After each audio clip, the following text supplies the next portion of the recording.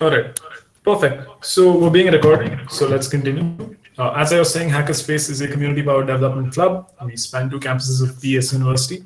We are a large online community of over 1,200 developers, and our server is a pretty useful place to be because we regularly hold sessions, talks, and we occasionally have projects that you can contribute to, and we provide you with plenty of opportunities to bolster your skills. There's the link through which you can join our Discord server. And yeah, so it's a pretty useful place to be. Here's a little bit about me. My name is Anirudh Raoji. I am a computer science and engineering student at PES University Electronic Campus. I am from the batch of 2024.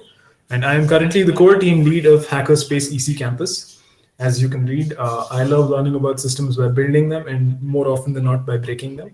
I am fascinated by databases and distributed systems. So if you find any interesting material on that, do feel free to reach out to me and let me and share these resources with me. You can find me on Twitter and GitHub at Anirudh Raoji and on my blog, where I occasionally write long technical articles. Cool. So what will we be covering today? We'll be covering what Git is. We'll be covering some basics of usage of Git in terms of how you can use Git to get started with your own repositories and to make contributions. And we'll lastly cover using GitHub, which is affectionately referred to as the social network of Git repositories. Cool. So what is Git? Git is a distributed version control system, VCS, which helps you firstly track changes that you make on your files. Secondly, it helps you work on multiple different versions of your files at once.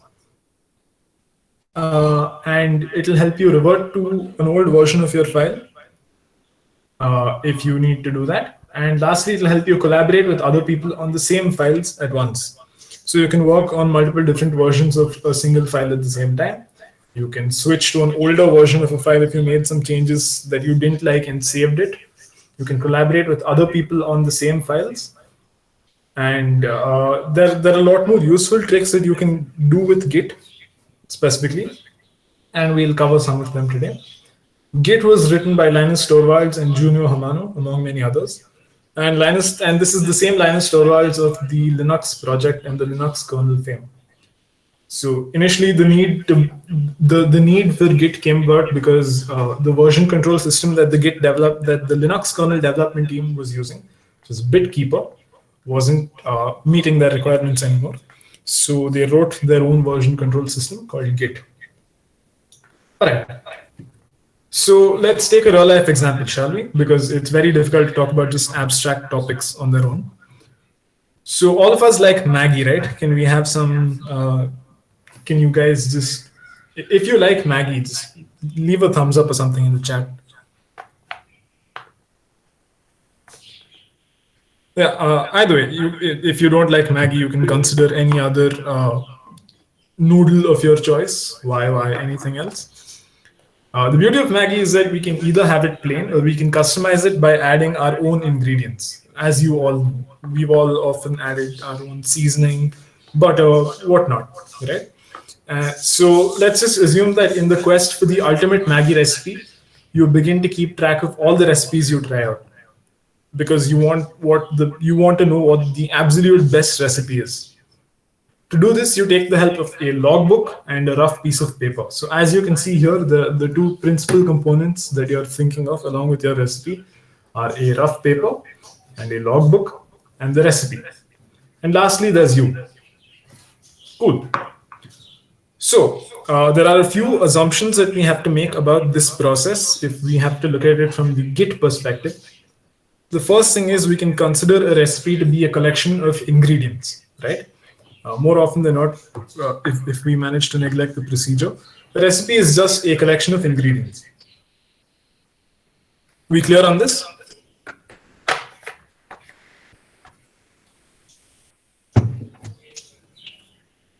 Cool. Secondly, each and every change that you make to your recipe is just an addition, deletion, or modification of said ingredients. Is this making sense? Every recipe is nothing but a collection of ingredients. And every change that you make has to be some modification of those ingredients, right? So you either have the addition of an ingredient, you have the deletion of an ingredient, or you have a modification of that ingredient. The logbook that you're maintaining tracks versions of the recipes, or it tracks different versions of your recipes by tracking the changes that you make. So just as how I explained that every single change that you make is just a addition, deletion, or modification of an ingredient, the logbook that you're maintaining tracks the different versions of recipes you have by looking at it in terms of changes that you made to the original recipe. Are we clear on this? I strongly encourage you guys to ask questions, either through chat or by unmuting yourself. Trying to keep this as interactive as possible.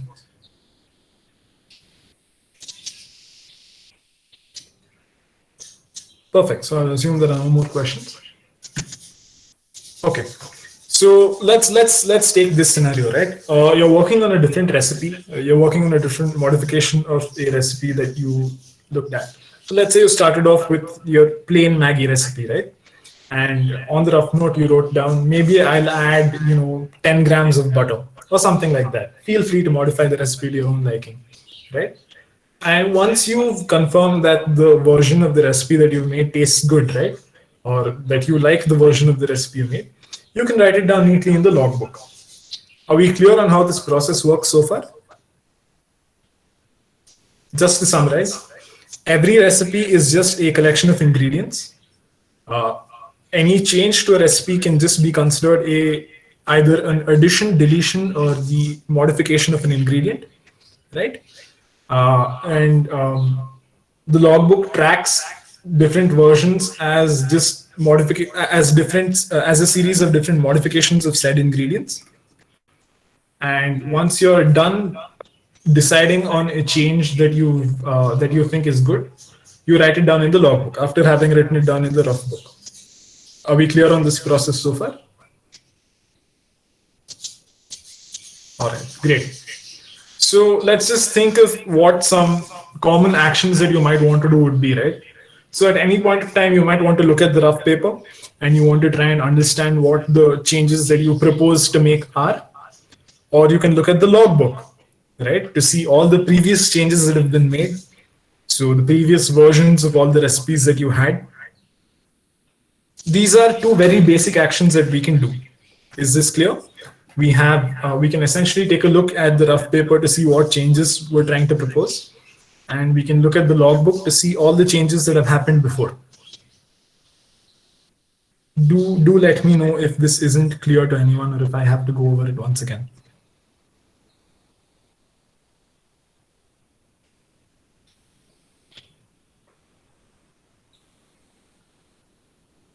All right, I will take that as all clear and I will move on.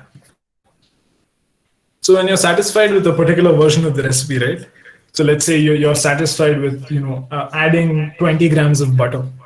You first look at the rough paper to see what changes are being made or what changes are being proposed, right? Then you tally all these changes and you write them down in the logbook in the format that we spoke about, as in terms of an addition, deletion, or a modification of the ingredients. And lastly, when you finalize on this new version so that it's easier for you to find it, you give it a name and a description. Are we clear on this?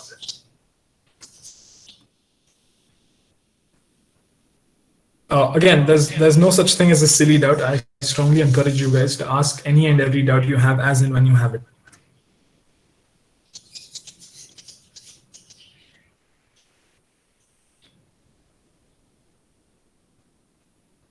All right, I will take that as a no and I will move on.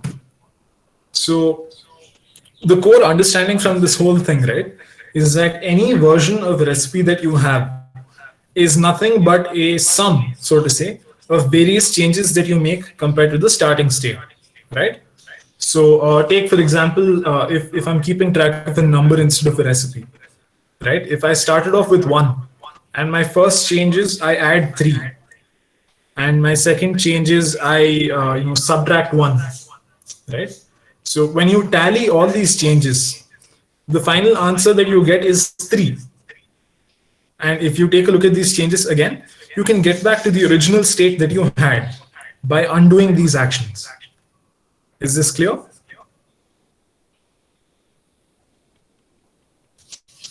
I encourage you to ask questions at this point of time, because this is essentially one of the most difficult parts of the thing to understand.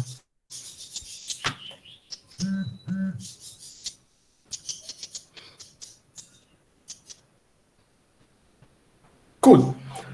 So again, at any point of time, feel free to interrupt me and ask it out. I strongly encourage that.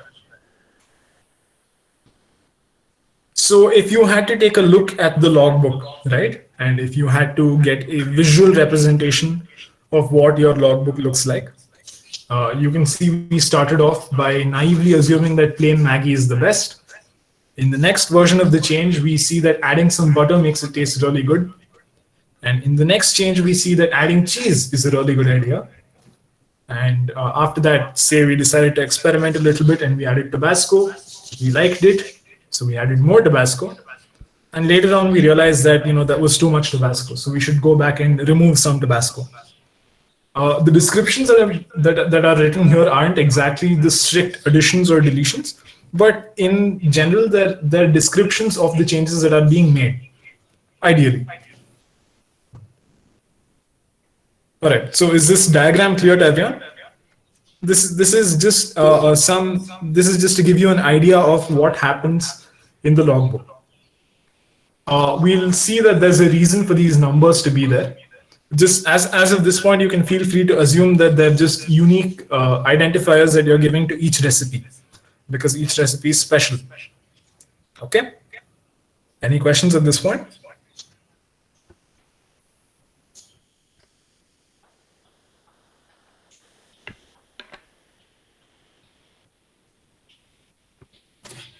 Cool.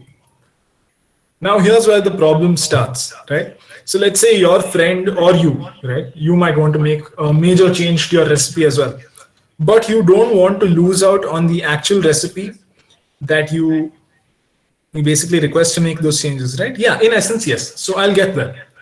So let's say your friend or you wants to make some major changes to your recipe, right?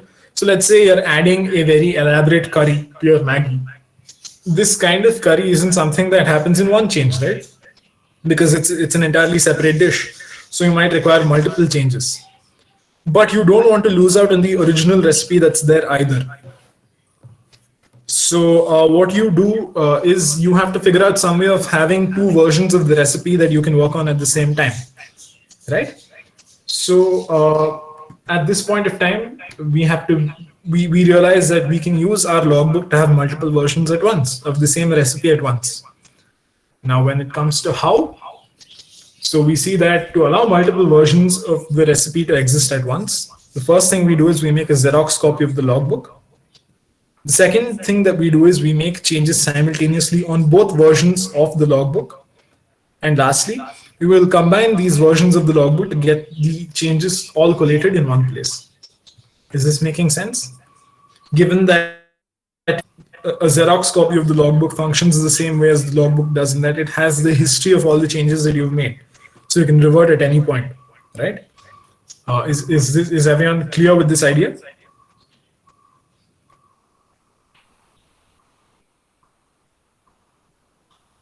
Why do we make the changes in both versions? That's an excellent question. So the idea is that you don't exactly make the same changes on both versions. The idea is that you make some changes on both versions at the same time. So they need not be the same changes, right? So let's say you're working on two versions of the recipe at once, as will be illustrated very soon. On the version in which you want to add the curry, you have curry related developments going on. And on the version related to your regular recipe, maybe you tweak the salt, right? They don't have to be the same changes. The crux of the idea here is that they're both happening at the same time on the same recipe. And lastly, we will ultimately combine these versions of the logbook to get all the changes in one place. Just a second, there are some good questions being asked. So why don't we just copy the recipe and then change it? That's a good idea. We'll get back to that. But when you combine, wouldn't it be chaotic? Yes, but thankfully we have a very clever way of resolving changes between different versions of the logbook. Are we clear on this?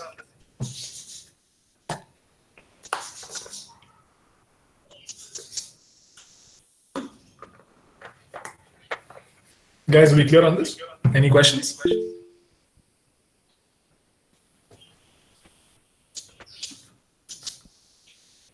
Okay, perfect.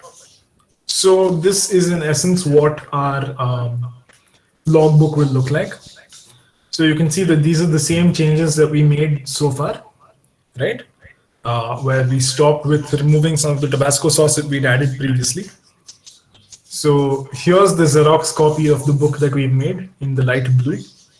So we can see that there are other different changes being made. So we added garam masala, we reduced the salt.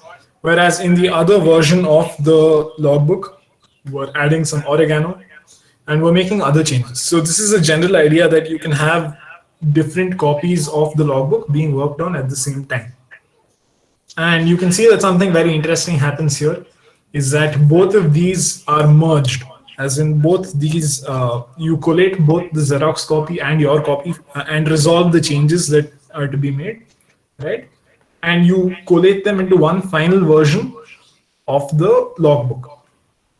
Is this clear in somewhat an abstract sense of thinking of how the logbook works with recipes? Is everyone clear on this? Yes, that's, yeah. So when we combine the recipes, the final recipe would have both garam masala and oregano. Yes. I'm not very good at making Maggi, so you might not want to take my word for the ingredients, but that is essentially how it works. Can I repeat? Okay. So what happens is that we have our usual logbook, right, at this point.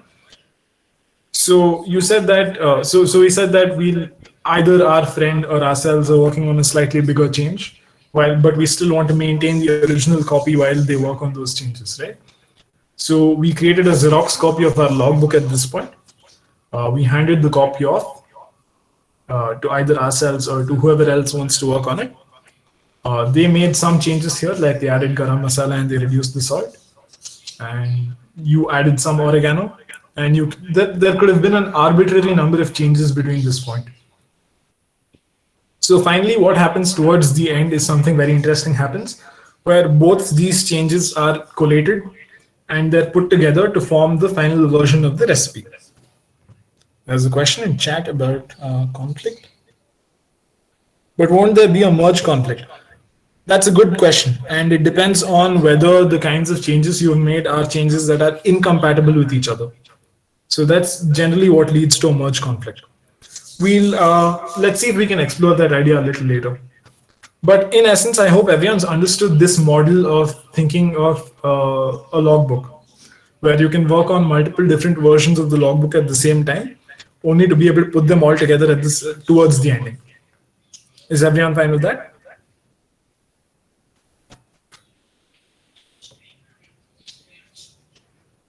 There was a question about what does master and masala test mean? Let's just say that master and masala test are the two different names that we've given our versions of the logbook. So one copy of the logbook, let's say our copy is called master, and the copy that we Xeroxed and gave to someone else, or the copy that we Xeroxed and set aside to work on, is called masala test. These are arbitrary names. They do not have any actual bearing on what the contents of this are, but it's good practice to give them meaningful names, right? Because if you named your Xerox copy of the logbook masala test and you added whipped cream, it wouldn't really be meaningful, would it?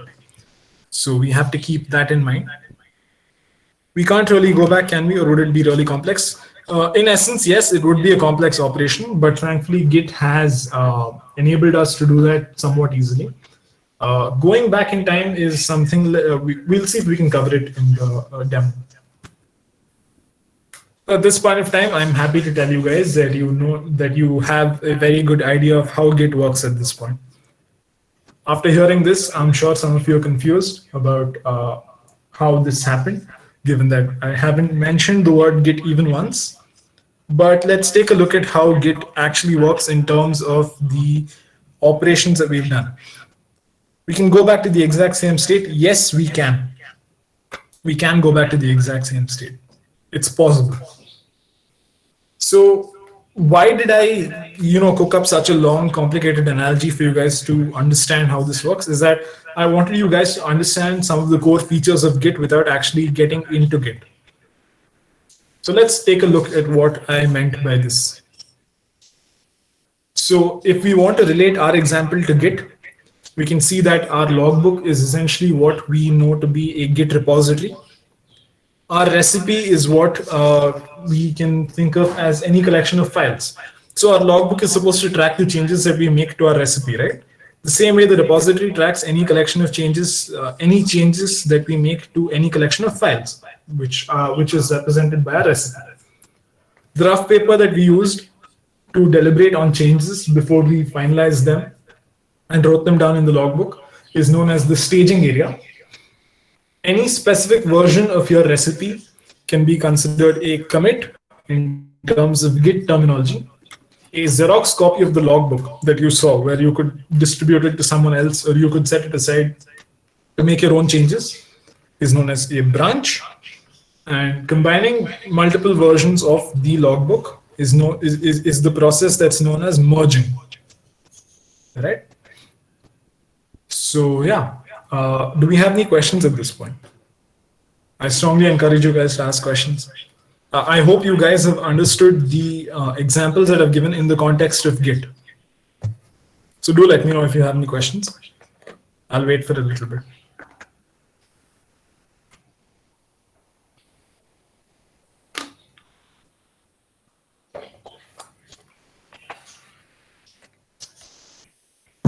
All right, I shall take that as a no. So remember the operations that we spoke about in terms of being able to frequently look at the rough paper in the logbook. The corresponding Git commands for this are git status and git log. So what git status does is it shows you the rough paper equivalent of the Git repository, which means it will show you all the changes that are supposed to happen. And git log will show you the list of all the changes that have happened before. Are we clear on this? Do we have any questions?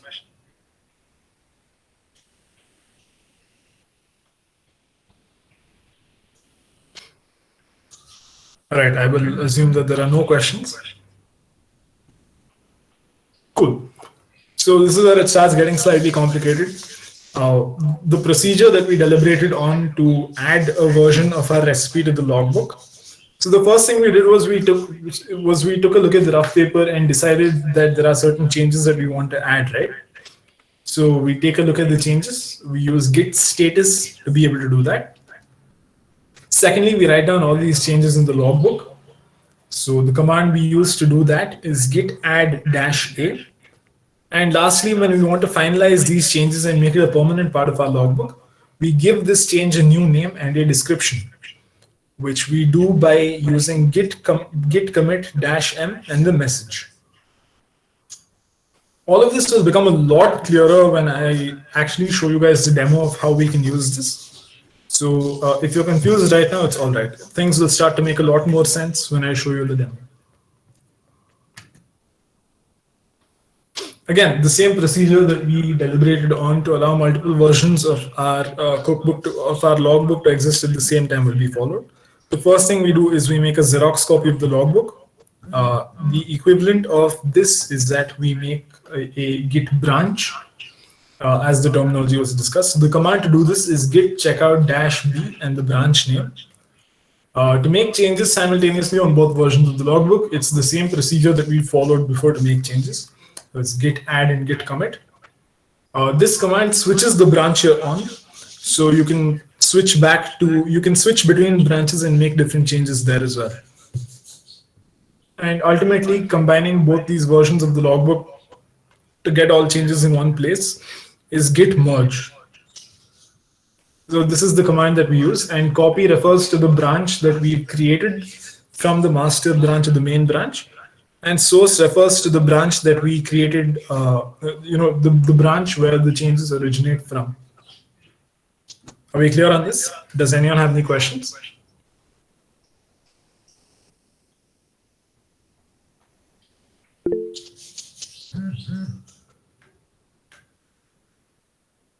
All right.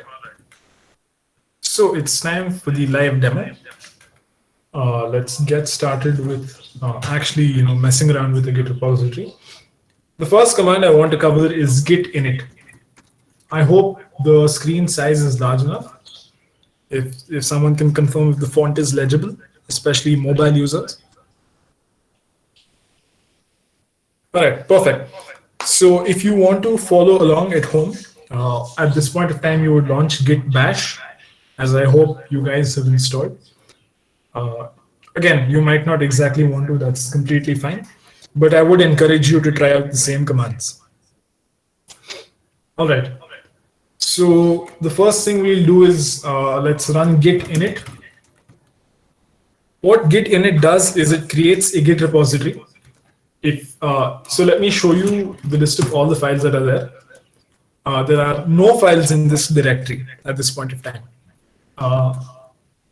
So when we run git init, we get a message that says initialized an empty Git repository in our current working directory. And we can see that it says .git here. So let's run ls-la again. If you were on Windows, you would have to run dir. ls-la will not work. Git bash should also allow you to use ls-la. So the difference that we see here is that there is a .git folder. And let's take a look at what it contains.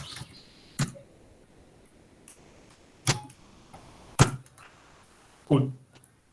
So our Git repository has a folder called branches. It has a folder called hooks.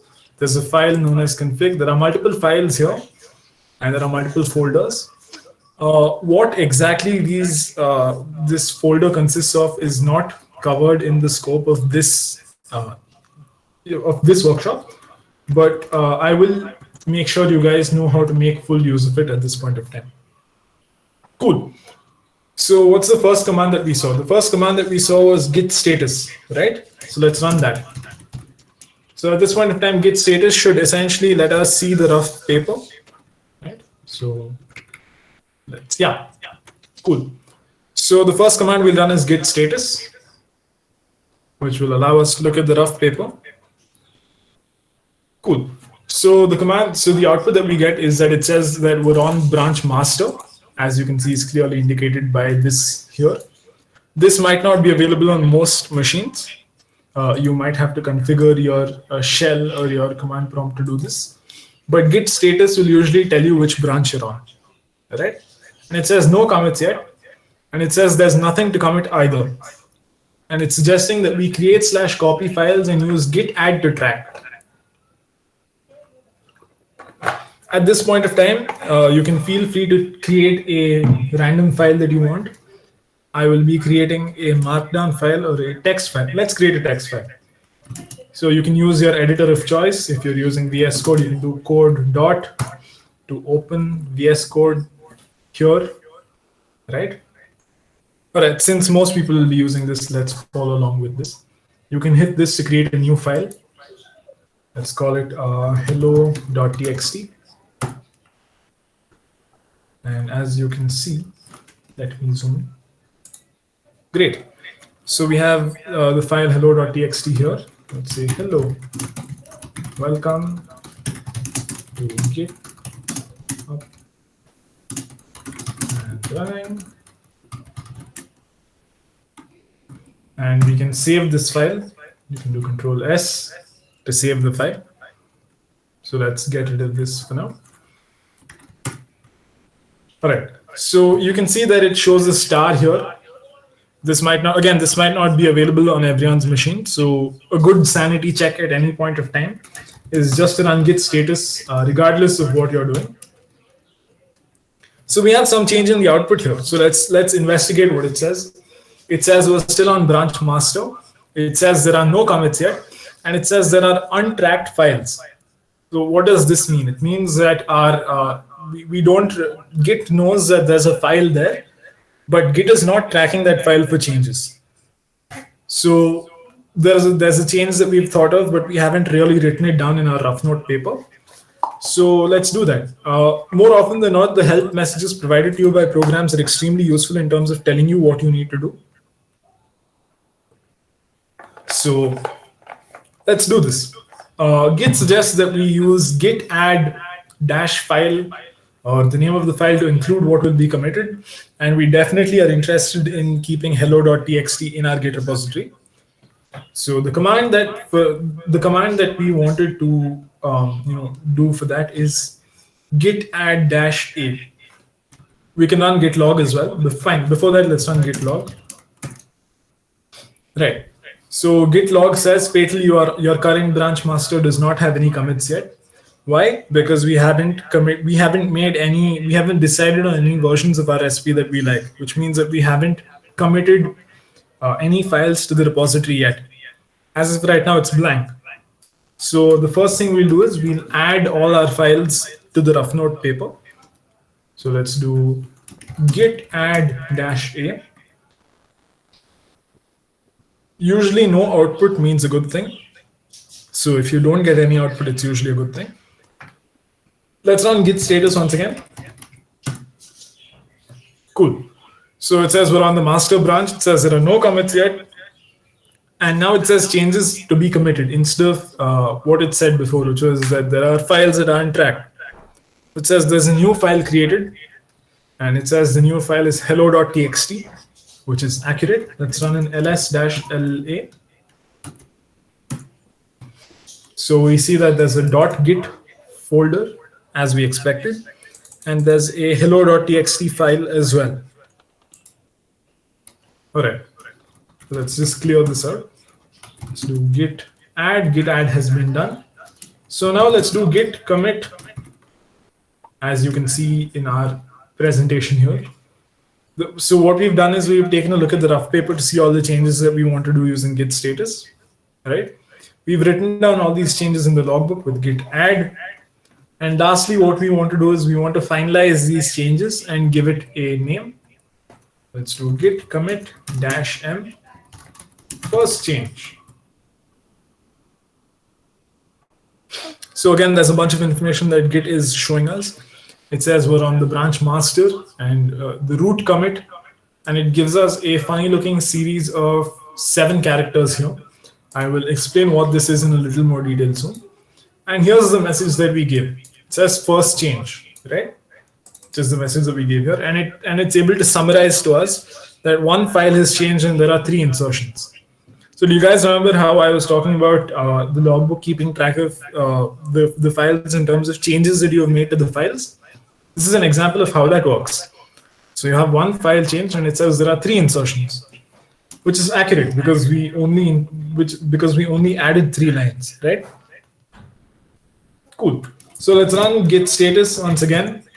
Feel free to run git status and git log as many times as you want. There is no issue. They do not do anything to your Git repository, but they will provide you with a general sense of awareness on what's going on. All right. So we've run git status. It says nothing to commit, working tree clean. Let's run git log. Cool. So we can see that there's a message here. It says commit 1D338EE. There's a very long number here. This is usually what we refer to as the hash of the file. A hash is a very convenient way to represent the contents of a file in that no 2 files will have the same hash if their contents aren't exactly the same. Are we clear on that?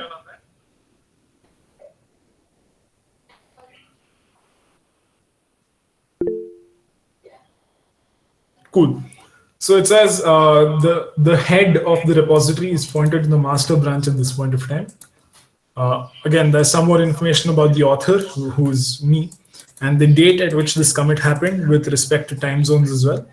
And here's the message that we have. It says first change, right? Which is exactly the commit message that we gave here in the first place. Cool. So we've made our first commit to our Git repository. Let's create another file. You can do this through VS Code. I'll be doing this through the command line. So all you have to do is create a new file. Let's call it second.txt. I will be using my text editor to open this file and add some content to it.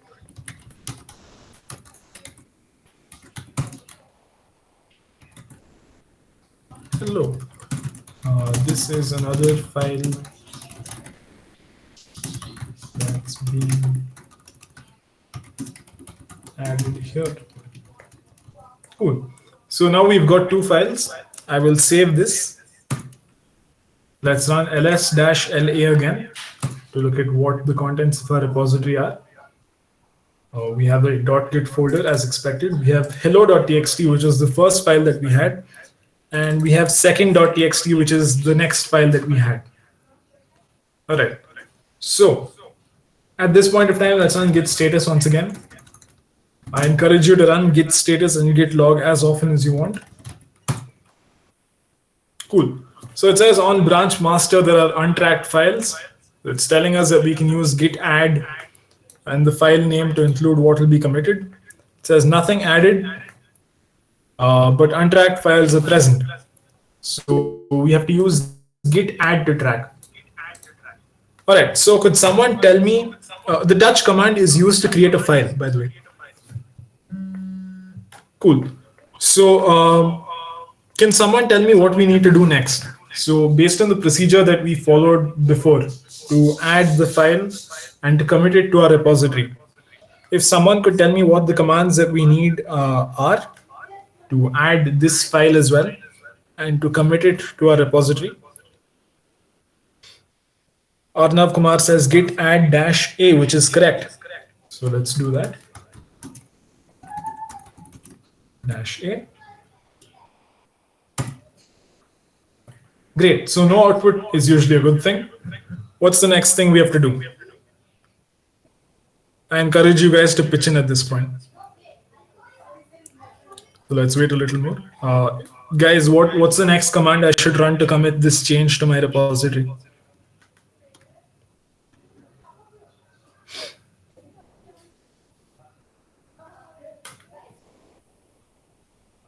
All right, that's right. So we use git commit -m second change created a new file. So the idea with git commit messages is that you have them be as descriptive as possible so that it's very easy for someone who's just taking a look at the commit log to understand what changes have been made. All right? It isn't a compulsion. You can put in whatever you want here. On certain systems, you'll even be able to put emojis into your commit messages. But the idea is that you keep them meaningful and relevant to context in terms of what changes have been made. We clear on that? Cool. So let's run this command again. And as you can see, our usual answer we have from this. If I want to add only one file at a time, what do I do? Cool. So let's explore that as well. If you want to add only one file at a time, all you have to do is git add and the name of the file that you want to add. So if I wanted to add, so if I had a new file called third, all I would have to do is git add third.txt. That's it. All right. Someone said they're getting warnings for git add -a. If you could elaborate on that, that would be great. Either way, we have two commits to our repository right now. What is the difference between git add dot and git add -a? I'm not quite sure about that, but I do believe both of them serve the same purpose, which is adding all the files that are currently there. I will get back to you on that though. That's an interesting question. Cool. So let's take a look at our git log once again. We can run git status once again as well. These commands are sanity check commands in that you can run them as many times as you want to make sure that nothing's going wrong. The git status gives us a pretty nominal output. It says on branch master, there's nothing to commit and the working tree is clean, which is good. And let's run git log. Cool. So here we see that there's a slightly interesting output that we have. What's the difference between staging and adding? Git add essentially moves your file to the staging area, which means that Git is going to actively keep track of all the changes that you have.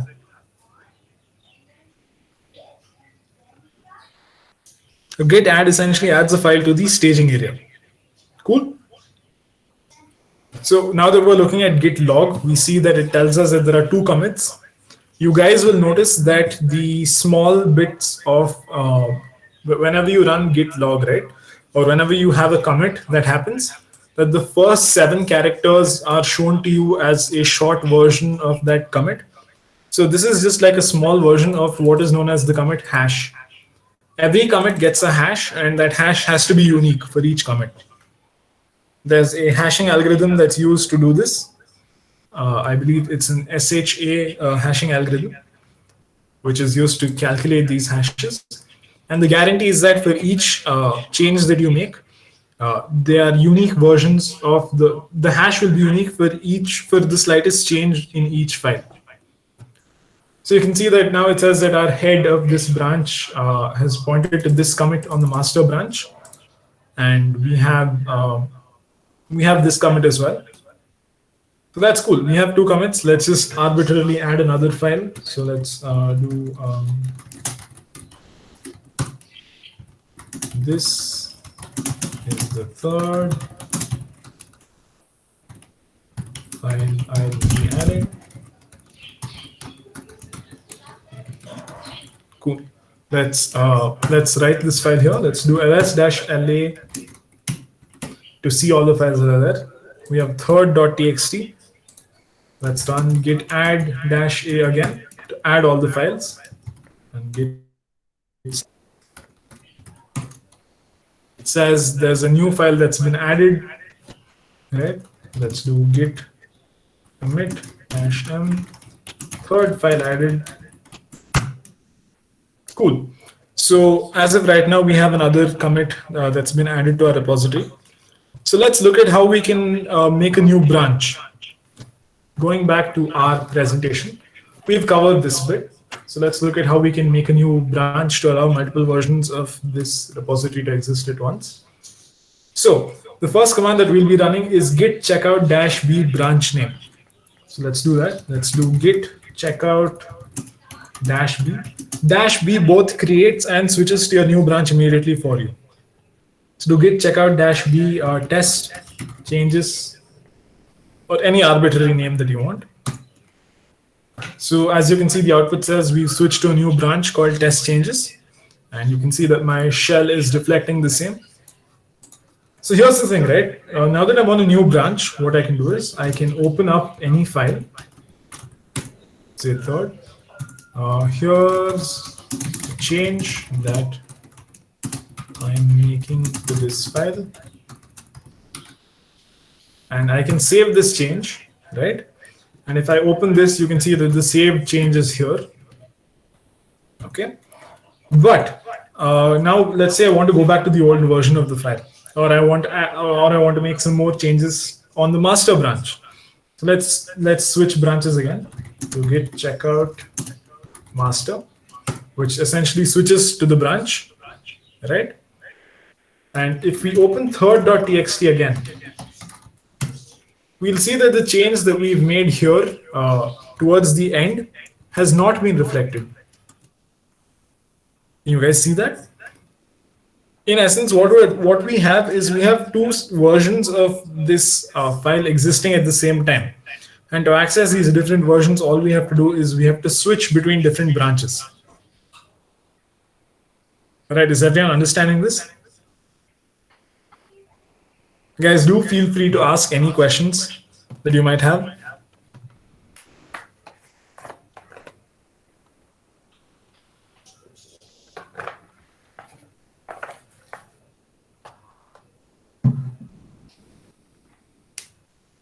All right, I will take that as no. So let's just go back to our test changes branch.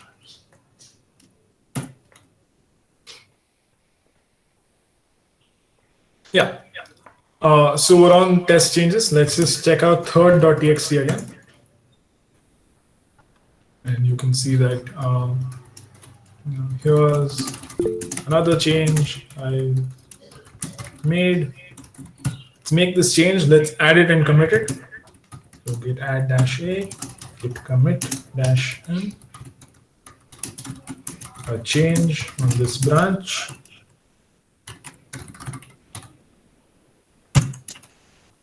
Cool.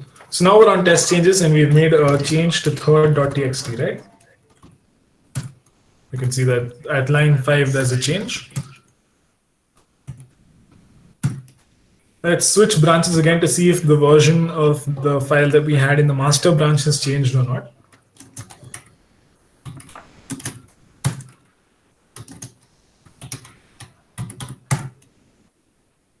Yeah, as you can see, none of the changes that we made in that branch have been reflected here in the master branch. So you can see how we're maintaining multiple copies of the file simultaneously, right? Without us having to do this. There's a question, how do I change the directory in which I'm working on? Yeah, if you guys would like a short 5-10 minute break, do let us know. We need to run git add for an existing file. Blanket rule is you can usually run git add -a to make all changes that you've added get through, so that you don't have to manually sit and look at which changes you've made.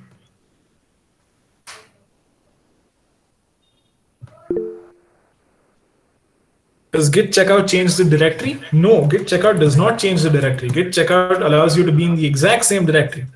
So let's run pwd, which stands for print working directory, and it tells you which directory you're in. So you can see that in the master branch, I am in this directory, right? Let's switch branches with git checkout. Git checkout test changes. The -b tells Git to create a new branch, which is why you saw the error. There are local changes to the following files that will be written by checkout. Cool. So Git is warning us at this point of time that there are changes that we've made to the file that haven't been committed or saved. Let's on Git status again.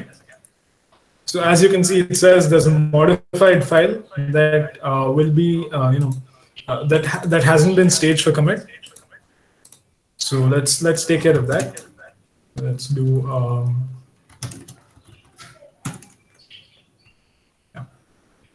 Let's delete this line. I believe that was the oldest change that was there. So let's do git checkout test changes. Now we switch to test changes. Let's run pwd again to show us the current working directory. So if you scroll up, you'll see that the directory that we were in when we were in the master branch is this.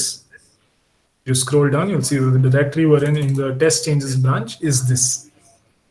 This is essentially the cool part about Git. It does not change your directories. You're still in the same directory, but the versions of files that you're working on will be the same. All right. So the last thing we'll do right now as part of this demo is I'll show you how to merge branches. Let's run git log in the test changes branch. So you can see that there's another commit here that we didn't have on our original branch. It says the head of this repository is now in the test changes branch, right? And there's this one change that has been made. You can see that there's the history of all the commits that we've made. See, it starts with the first change. There's the second change. There's the third file that we added, and there's a change on this branch. Okay. So what we'll do is we'll move to the master branch.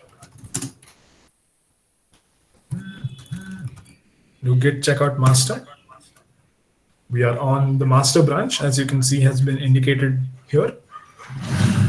So let's run git merge. As you can see, the command is git merge copy source. We've done this already by creating a commit in our new branch. We'll git merge test changes master. Right.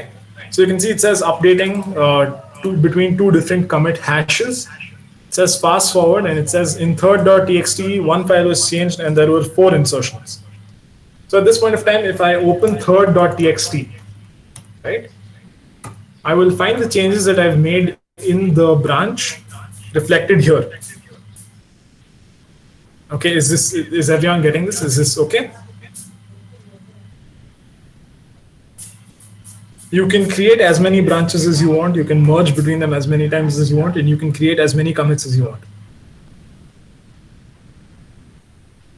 Where will I be able to find the session recordings? I think we'll be uploading them to YouTube. Cool. How would you create a new branch with no files? That's an interesting question. A new branch with no files. When you say a new branch with no files, do you mean a new branch with no files tracked, or in a folder with new files, with no files at all? Let's circle back to that later. So in essence, we've finished this bit. The last bit of Git I want to get into is the .git folder, which you guys saw, and the .gitignore file. So I encourage you guys to Google the .gitignore file, which is a very useful file which tells your Git repository that there are some folders that I want you to ignore. So if there's a very bulky folder that you have, right, we'll get to GitHub in just a minute. So we're almost done with this. GitHub is the next topic.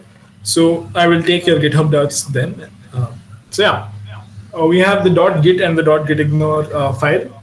The .git folder, you guys know, the .git folder is how Git handles all the changes that are being made and how it keeps track of files. And the .gitignore file is essentially a file that tells Git that there are some files that you can ignore. Right? So great. Coming to GitHub. GitHub is essentially referred to as the social network of Git repositories, which means that GitHub allows you to take your Git repository and host it somewhere on the internet, so that different people can see your Git repository, and different people can open issues on your projects, and you can collaborate with different people on their projects as well. Right? So let's open GitHub.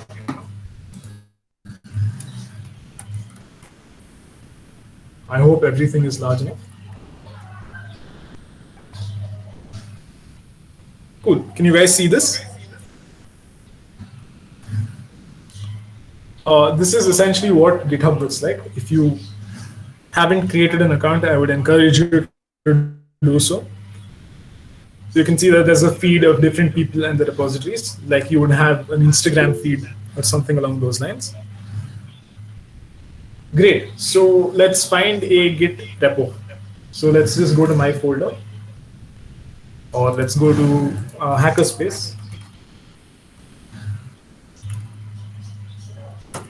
Let's find a repository on the HackerSpace. I think you'll need to accept the invite first. Sure. I think I sent you an invite like sometime back. Just check that. I think it's in a notifications also. Just check somewhere. Yeah.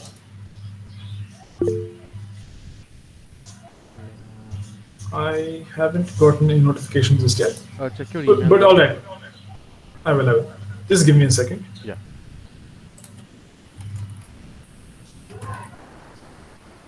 I believe the name is PS HackerSpace, right?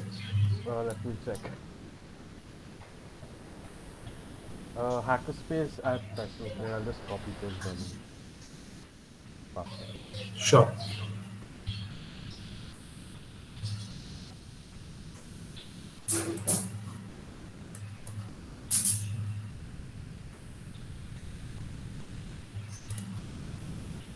All right, just give me a second. Cool. So I will try. Great. So you'll have a GitHub profile of your own that you can view all your repositories at. This is my profile, and you can see that there are multiple different repositories. When you push a Git repository to GitHub, right, you will be able to find it at its own dedicated URL. So here's a small project I was working on. So yeah, you can see that all the files that are there in your folder are here, right? You can see the .gitignore file I was talking about. You can see that there are multiple different files here that you can look at. In essence, this is a very nice graphical front end to your Git repository that you've uploaded to GitHub. Now, when we talk about how we can make this useful, right? So the first thing I'll do is I will create a repository, and I will show you guys how to create a repository essentially. So let's go back to the HackerSpace page. you'll find a button that says new again on your GitHub page as well. So when you want to create a new GitHub repository, you can open that. So let's create a repository called Git Up and Running 2021. You can feel free to give a description. This is the repository for the workshop. Cool. So we'll take the Git repository that we were working on right now here, and we will upload it onto the HackerSpace GitHub. You will usually not be able to upload it onto the HackerSpace GitHub. You will be able to upload it onto your own GitHub account. Yeah, but the procedure is essentially the same. Let's make it a public repo. We will not be choosing any of these, given that we already have a Git repository, right? So we already have a bunch of files that are there. Let's create the repository. So at this point of time, you will see a screen like this whenever you create a new repository on GitHub, right? It says you have options. So it says you can create a new repository on the command line, where you can see some of the commands that we've already run, like git init, git add, git commit, git branch. Thankfully, the point is that you guys know what these commands mean right now. So, I mean, I hope you do, at least after the session that we've had so far. So you guys will be a little bit more comfortable understanding what goes on. But given that we have a pre-existing repository, what we want to do is we want to push that repository here.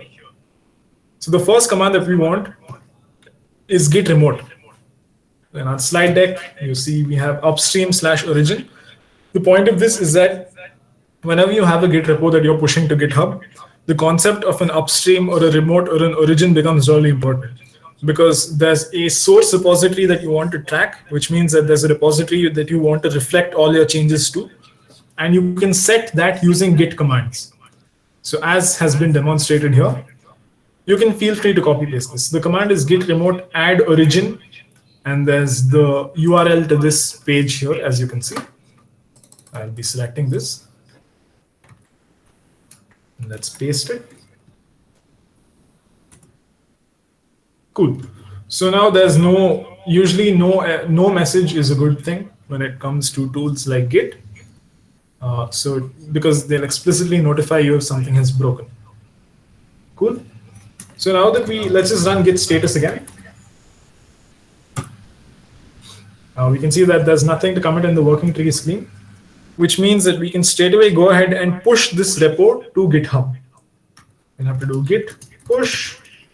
You can see the command reflected here. There's git push -u origin main. Given that our principal branch isn't named main but master, we'll have to do git push -u origin master. Now it's asking me for my username just to make sure I'm the person who I claim to be, and that no one else can willy-nilly push their repositories onto the HackerSpace GitHub.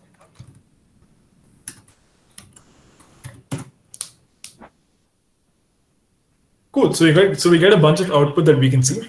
So it's enumerating objects. There are 12 objects. It's counting. It's compressing the objects, right? It's writing objects. Then it's resolving deltas, which means it's essentially resolving changes. And it says there's a new branch on our GitHub repo. So here's the link.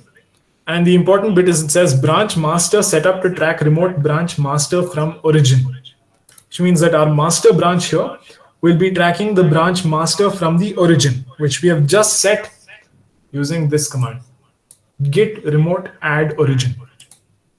Are we clear on this? Does anyone have any doubts?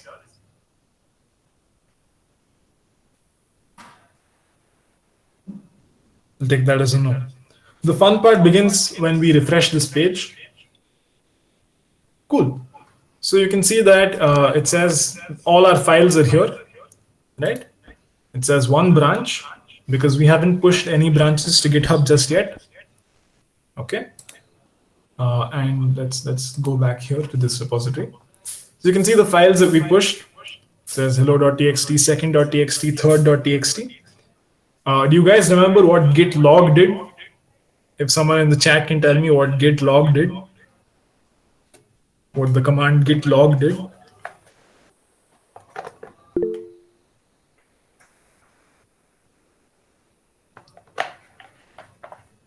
All the files, close. So what git log essentially did was it showed us all the commits, right? So we can see that there's this a time turning symbol or something along those lines here.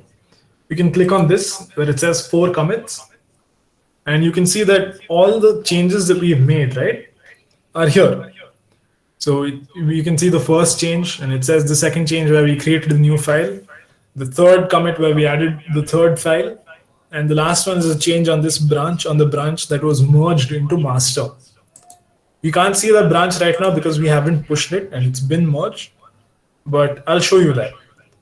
So whenever you click on this, you can see that it's showing you what changes were made, right? You remember how I guys told you it keeps track of things in terms of changes that were made? So you can see that it says that there are 4 lines inserted here, right? And if we go back to the commit log, which is what this is formally known as, you can see the changes, and you can see the state of the repository at every single point in time. You can see that at the commit here, B3E691, this was the state of the repository. So you're essentially doing time travel when you look at the state of the repository before. Cool? Is everyone cool with this? Are all of you following along? Like, did you guys try making a repository, and did you guys try, adding files, making commits, and so on?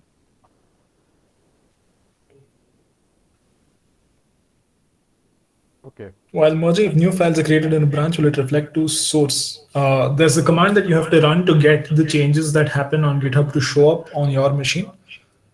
So we'll cover that as well.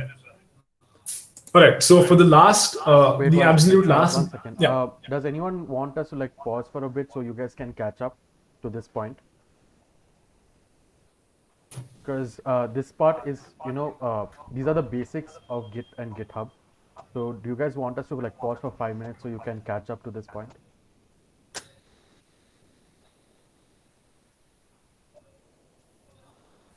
Okay. Okay, we'll pause for 5 minutes. Yeah, okay, quite a few yeses. So we will pause for 5 minutes to let you guys catch up. Until then, you can keep posting your questions on the chat. Rauji will keep answering them. Yeah. Apart from that, yeah, that's pretty much it. Right. Bhavani had asked the question in chat about how you can access a repository if you haven't created it but are a member of it in GitHub. So the idea is that while you do have read access to the repository, you have to, when you say access it, I believe you're asking about being able to make changes to it, right?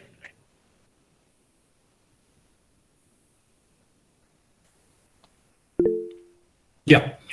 So the general procedure for that is obviously if you've been allowed to make changes on the repository, which means if you've been invited as a collaborator on the repository, you will be able to fork that repository using this button here, which is the last bit that we'll cover before we wind up this workshop.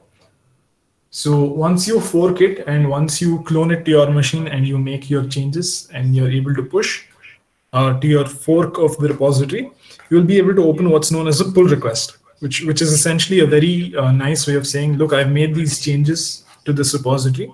I would like to merge these changes into your repository. Then you can have a discussion on pull requests. Like you can see this tab here, right, which says pull requests. So that's essentially what this tab is for. So when people work on your repository and they want to make changes to it, they usually have to open a pull request. Does that clarify your doubt?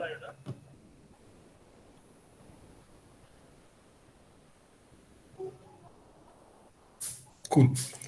Alvin wants to know if it's possible to pull changes from a repository without committing any changes you made to a file someone else changed and push.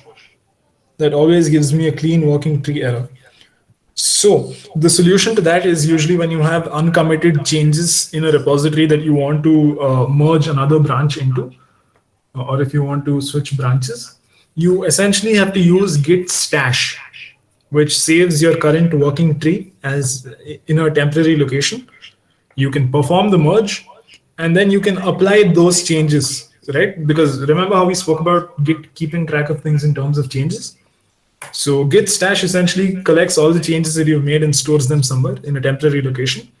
Once you're done merging with whatever your upstream repository is, or whatever, or wherever you're merging from, you can apply those changes again. The command that allows you to do this is known as git stash. So do look into it.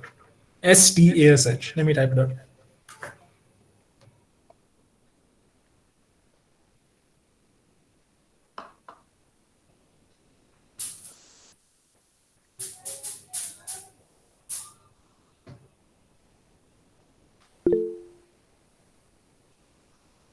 I don't think we have the time to cover that right now. Also, on another note, you don't have to create a repository through the command line as Anirudh showed here.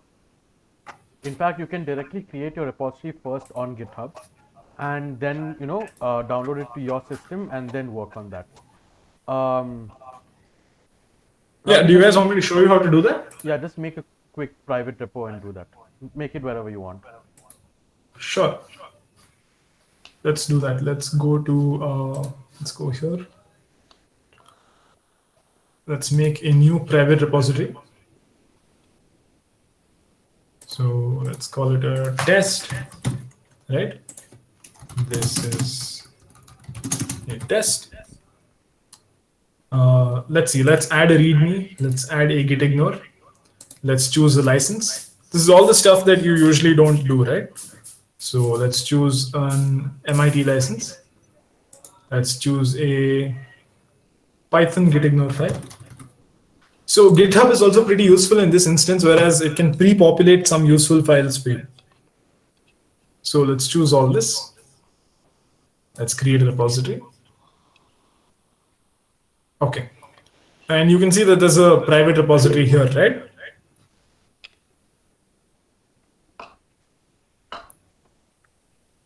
Yeah. So you can see there's a private repository here. In essence, all you have to do is you have to copy this link, right? You have to open your terminal.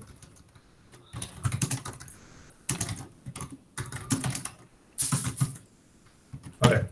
So all you have to do is you have to run git clone followed by the URL of that repository. Okay.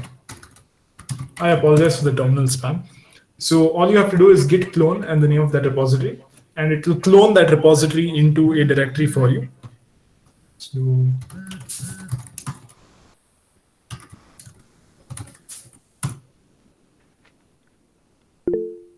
cool. So at this point of time, you have the repository cloned here under test, right? So let's clear the screen on ls. And you can see that there are two files already there. If you want, let's say I want to add another file. Let's say I want to modify readme.md.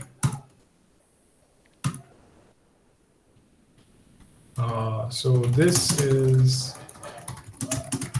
addition to the file. Let's save it. Let's run git status once again. It says there's a modified file that we haven't tracked yet. Let's do git add -a git commit -m. Made a change on my machine. So git push -u origin main. Again, provide your username and password.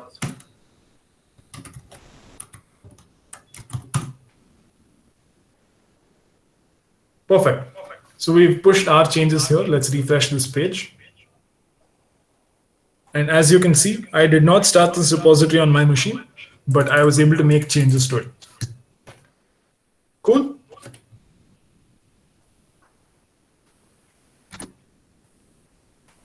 Is everyone clear with how you can start a repository not on your own machine? Yes, I did clone it, Alan. I did. So if you guys are ready, let's just get done with the last bit of it, which is contributing to someone else's repository. 8 o'clock करो. Guys, can we finish this off?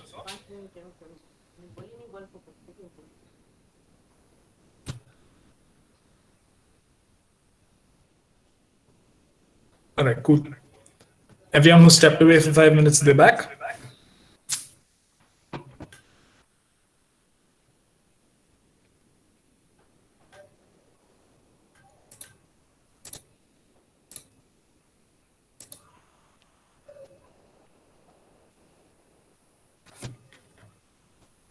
Right, guys, we'll hold on for another 2 minutes so that everyone can come back and we'll finish it off.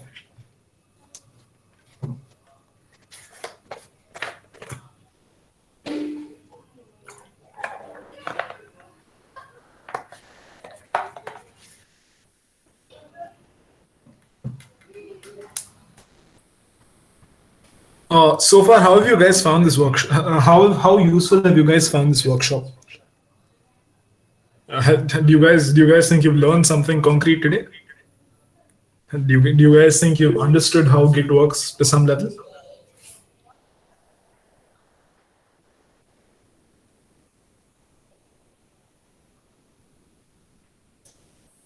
Thank you. Thank you.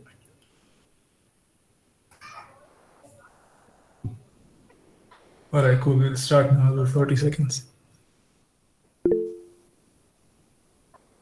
Is real-time collaboration possible like live share in VS Code? Real-time collaboration isn't exactly possible, but you will see examples of people working on the same software across multiple time zones, across continents, using Git and GitHub. So on the larger scale, in terms of non-real-time, but still like pretty close to that collaboration, it is an excellent tool to use for this purpose. Okay, cool. So let's get on to the last bit of this. Here is a small cheat sheet I've prepared for you guys in terms of how you can contribute to any repository on GitHub. So the first step is to fork the repository. So let's go ahead and do that on this repository. So I will go here and I will hit the fork button. So where should we fork Git Up and Running? I will fork it to my account.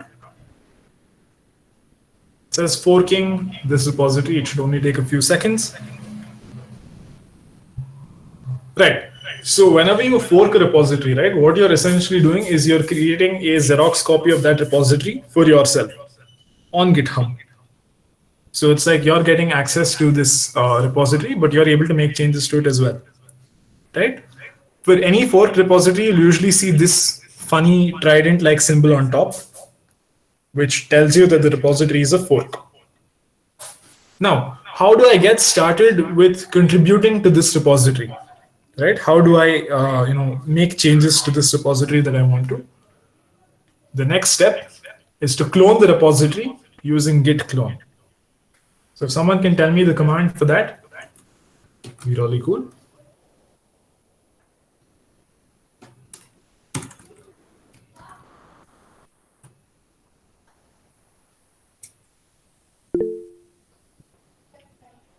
Git clone, that's right.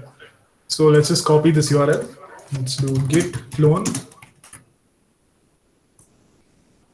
On that note, I expect you guys to be making contributions to this repository too. I'll make a very simple task that you guys can do so that you guys can fork this repository and contribute to it as well. Just quickly making sure you guys are able to access the repository, right? The Git Up and Running repository on the HackerSpace GitHub. I'll just share the link again on the chat. Don't fork it right now. Yeah, Let me just don't fork it right now, but just make sure you can see the repository and you do have the fork option available. Okay, someone's already forked it, looks like. Yeah. Okay. So don't fork it right now. Hold on. I will lay some groundwork for you guys to make some changes to, so that you can make your first contribution, hopefully. All right, so we're in the repository right now. Let's run git status. It says we're on branch master. Your branch is up to date with origin master, nothing to commit, working tree clean.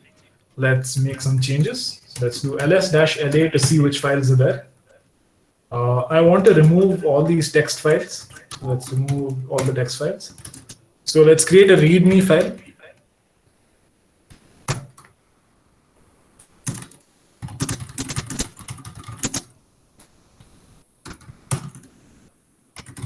Hey there.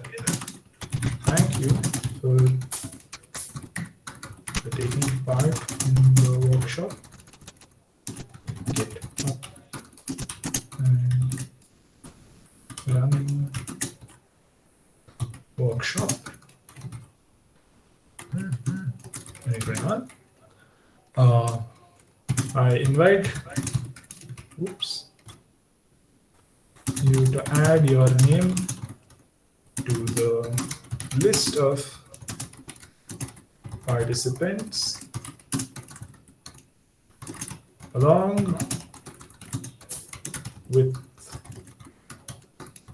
the link to your GitHub profile. All right. Now, how we're going to do this is I will create a small template for you guys to copy paste from. So all you have to do is you have to copy paste this, right? So here's the link. Your GitHub profile. Okay. So you have your name here.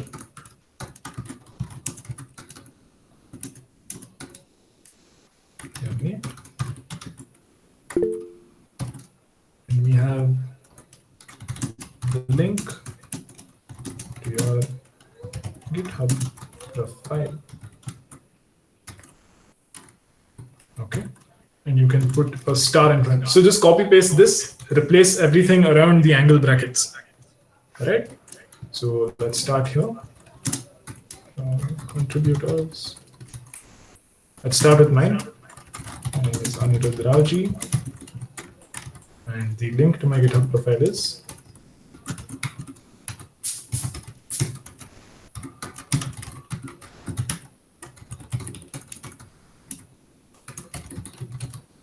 okay. So, all right. So I made a mistake here. If someone can tell me what it is, it'll be good. According to this guide, I made a mistake. So what was I supposed to do that I didn't do?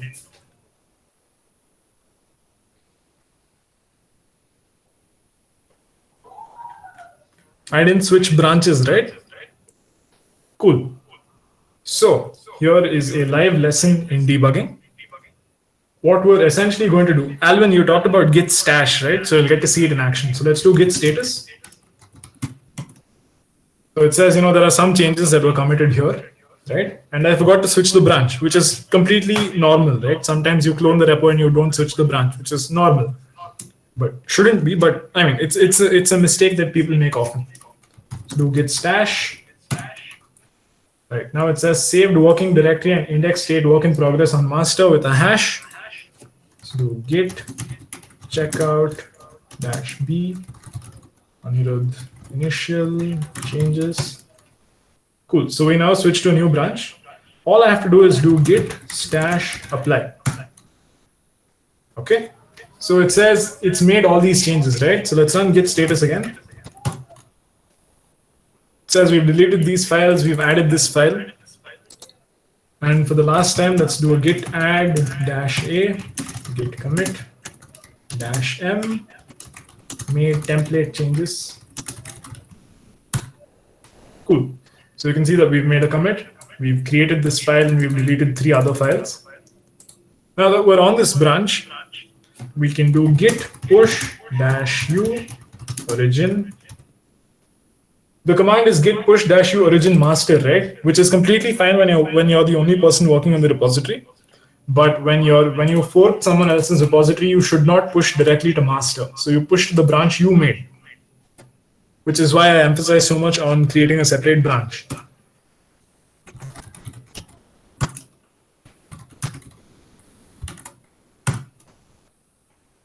Oops.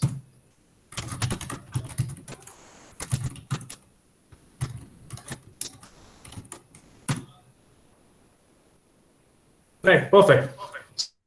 So successful, and you can see GitHub notifies me without even having to refresh the page. It says Anirudh initial changes had recent pushes less than a minute ago. You want to hit compare and pull request whenever you make changes to a branch on your fork of someone else's repository. And it says open a pull request, right? So it's telling you which repository, which branch you want to merge into, which repository's branch. You can do this. You can leave a comment. You can say made template changes. You can say, hi, please let me merge these changes. Thanks. And we can create a pull request. Great. So now it's showing up on the HackerSpace repository, right? It's saying there's one pull request. This is how it looked to whoever's repository you're contributing to. So they'll be able to see the changes that you've proposed as one pull request. They'll be able to see the commits that you've made on that branch. And they'll be able to see that you want to merge one commit into that master branch from your other branch. All right? Given that I have the ability to allow this change to happen, I can go ahead and do pull merge request. But in most cases, if you're contributing to someone else's project, you have to let them go ahead and approve this change that you've made. So it isn't like people can willy-nilly make changes to your code. Cool? Do you want me to merge, or do you want to merge your own? I'll do it. Okay. I'll do it. So usually Aditya or someone else would merge this, but given that I can, I'll do it right now. So what's happened is you can see that it says this pull request has been merged, right? So now if we go to the repository, we'll see the file I added here, and you'll see the link here. And like you guys, we'll send the slide deck out so that you guys can see this too. And you'll notice that we've done essentially all these changes that all these steps that we've said we'll do. Cool. So this is how you get your change merged into someone else's repository. First step you have to do is fork, then you have to clone, switch to a different branch, you have to make all your changes and commit them, push your changes to your fork, and lastly you have to open a pull request. I hope all you guys will take this opportunity to go ahead and fork this repository, make your own changes, and add your name to the contributors. On that note, I think we're done. Do try doing this little exercise now, at least a few of you, so we know that you guys are able to. Yeah, go ahead. Yeah, good. Just make a few forks to the repository. We can all see if you guys are able to fork it. Yeah, you guys can go ahead and fork the repository and start making whatever changes. There are 7 forks at this point of time. Guys, feel free to star the repository as well. Anirudh, just add the instructions to the README now. Fork the repo, clone the repo, and so on. Sure.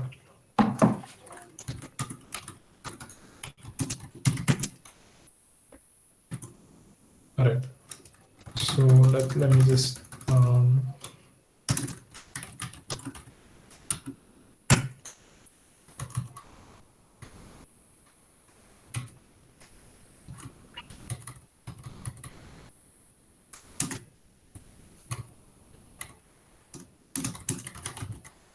actually, I think they would have already forked the repo at this point, right? They'll have to synchronize the upstream again. Oh, yes. Yeah. Cool. So I'll just put the link out to the slide deck here so that you guys can do this too. I will stop sharing my screen at this point in time. If you guys have any questions, you can feel free to ask them, but this workshop is done at this point of time. So I hope you guys had a useful experience. We apologize for the technical issues. We will definitely be working on that. But yeah, if there's any other feedback that you guys have for us, we would definitely welcome it.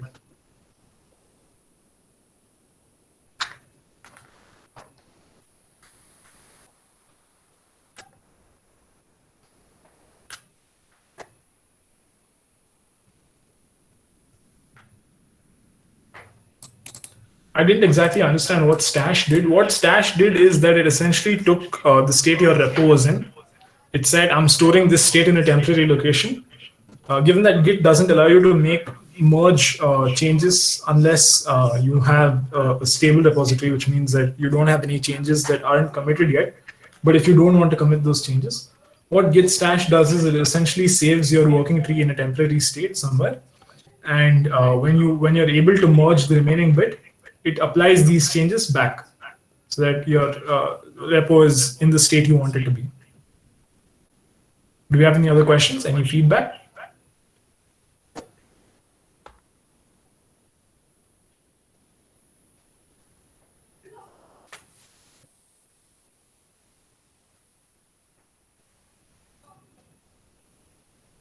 Yes, git stash, change the branch, and then git stash apply.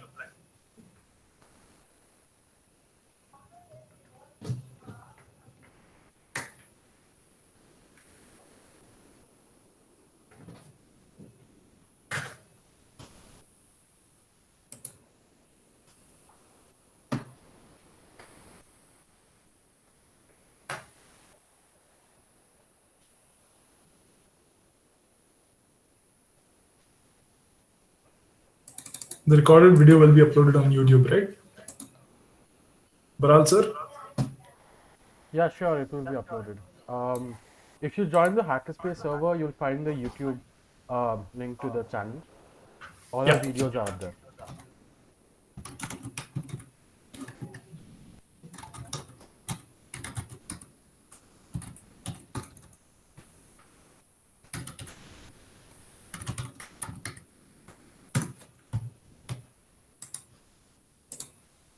And we'll put up the link to the slide deck there as well.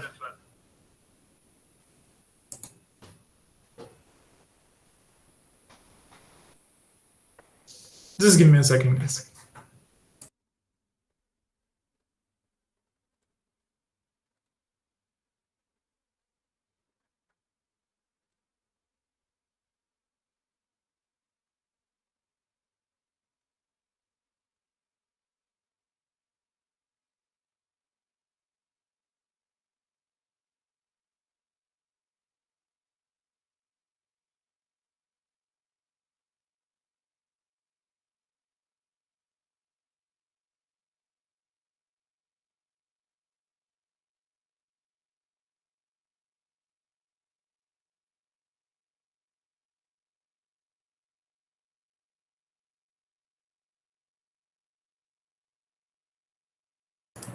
Hello.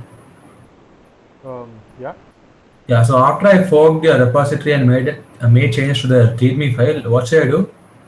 Once you're done making changes, did you remember to make a new branch? You did the same mistake. I'll do it. Okay, sure. I'll use stash and I'll do it.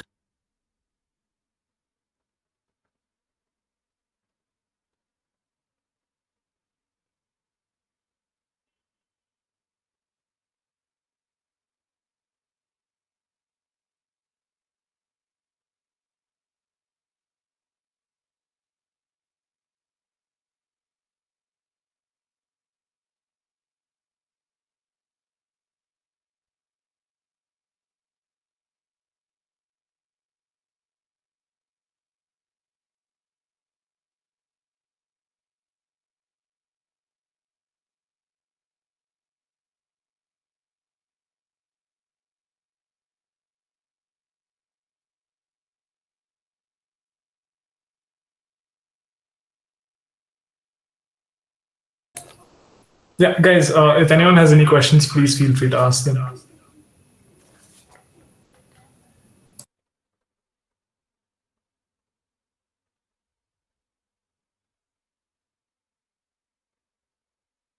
There's a merge conflict on the repo. Rauji, you want to show them?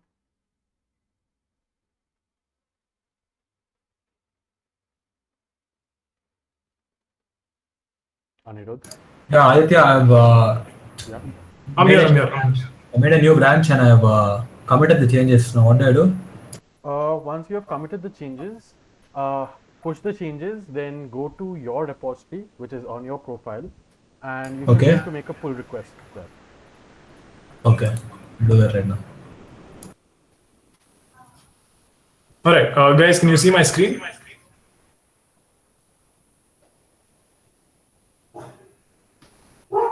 Guys, am I audible? Yeah, you're audible. All right, cool. So first off, Karuna, you should provide a commit message if you make a commit. So especially when you open a pull request, right? It's very important that you provide a description of the changes that you've made, so it's easier for them to evaluate if your change is feasible or not. So let's look at what changes were made. So the second line, right? The second line has been modified, whereas the second line is what was modified in a previous pull request as well, I believe, in Aditya's pull request. Right. So you can see that the second line was modified here in this commit. Right. Someone mentioned a merge conflict pretty early on. So this is essentially what happens. When you have two conflicting versions of what the truth is supposed to be about the repository, you get a merge conflict. A merge conflict is usually messy, but that does not mean that you should be scared of resolving merge conflicts. You can do it through the command line, or you can do it through the web editor as well, right? So this is what it looks like. Essentially, there's a process where you can decide that you want to keep which version of the commit and you want to remove which version of the commit. So I guess the way to resolve this is to just add,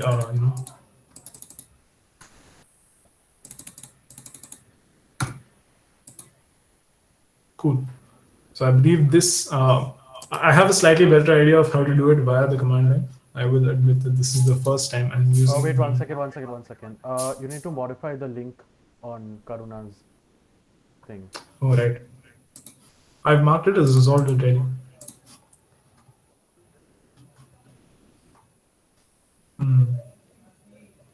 I think most contributions being made will be merge conflicts anyway. So yeah, that's fine. We should be able to edit it later. Yeah, we'll do it.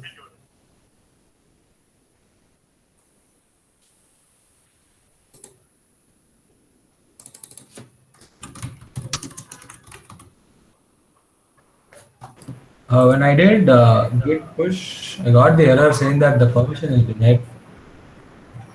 Were you trying to push to master directly?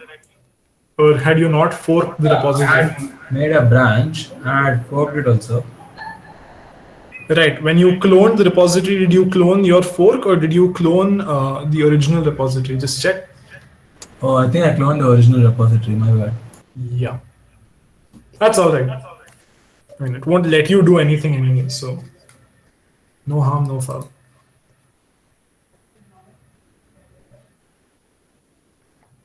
Yeah, guys, I want to see everyone's names here after this is done. If you guys have any other feedback, do let me know. Tushar, please add a description to your pull request next time.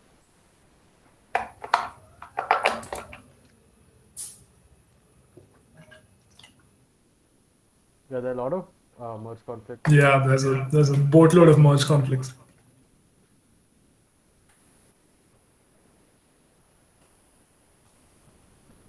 Do you think next time we could have like we could have everyone create their own README document? Yeah, that makes more sense. Yeah, let's do that next time. Otherwise, there are 19 people who have forked. With the best. Yeah, we have to resolve each and every one of those. 19 much conflicts. Yeah. Okay, let me resolve this one. That's cool, guys. So I believe a decent number of you have forked your first repository, like you used Git from the command line properly. So yeah, I hope this is useful to a large extent.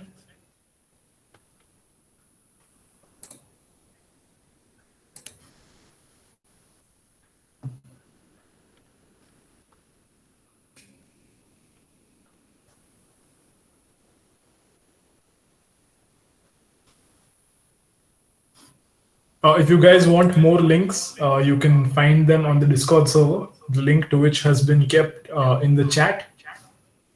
So you could check that out too.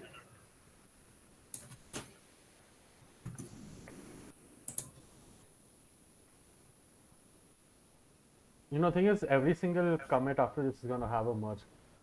Yeah, yeah. Every It is. single one after this. We'll gradually resolve them. It's fine. Yeah, but do keep contributing to this one. We'll get an idea of how many of you have actually, understand Yeah. how this works.